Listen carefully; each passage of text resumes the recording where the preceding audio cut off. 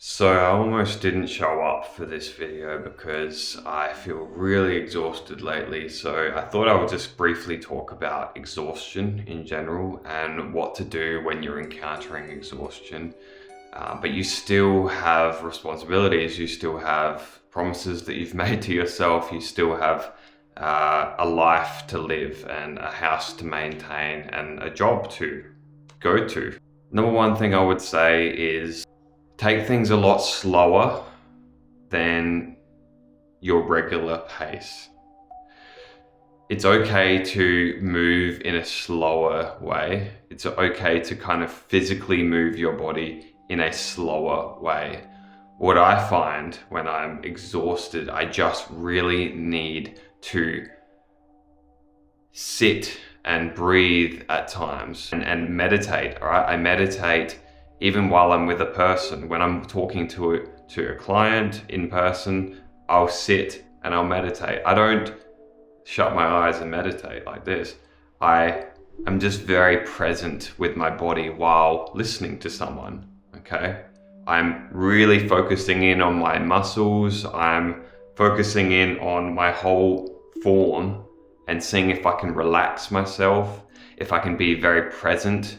And the more I'm present with myself, the more I'm able to be present with my client. So it's taking these little moments in the day to really tune in and check in with your physical body and find that inner stillness, find that inner sense of presence and peace, despite the feeling of tiredness, or in my case, the feeling of aches and pains all over my body. Another thing that I would suggest is utilize naps, right? Even if you're someone that doesn't feel like you have the time or you don't want to have to nap during the day, if you're physically exhausted or emotionally or mentally or a combination of the three, you need to find a way to tune out via naps or meditation.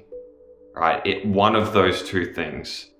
You carve out 20 minutes. What I like to do is I actually set a timer so that I don't nap too much. I set a timer for 20 minutes. Any more than that and your body goes into a deeper state of non-REM sleep, potentially. And that's when you wake up feeling foggy and you feel crap. Go into a light sleep and then come out of it, not go too deep.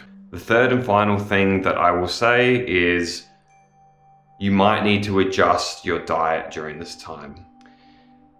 Often when we feel really exhausted, we want to go towards fast food, sugary options, more caffeine, right? We want to comfort eat and also keep ourselves up with caffeine, okay? But it's not always a good option because the caffeine's going to want to keep our body up here when we actually need to kind of be more aware of where our energy level is at and to adjust accordingly. Whereas caffeine can give us a false sense of energy, essentially.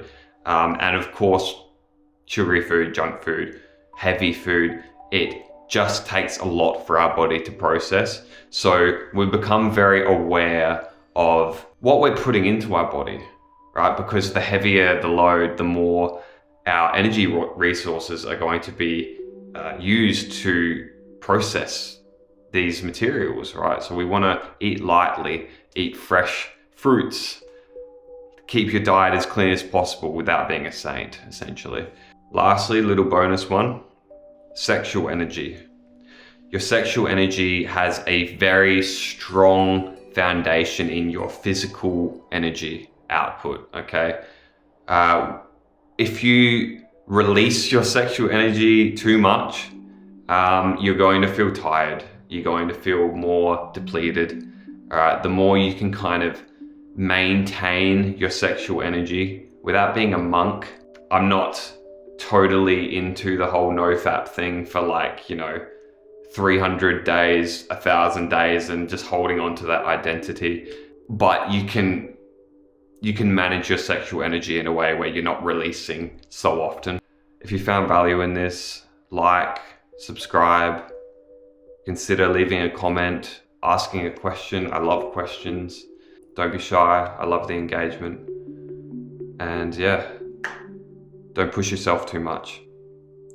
Be kind to yourself. That's probably the last little point of being exhausted, is be kind to yourself. Don't push yourself past your limits. It's a journey, knowing your limits, knowing your body, knowing your energy level. So just try and take it easy. All right, all the best.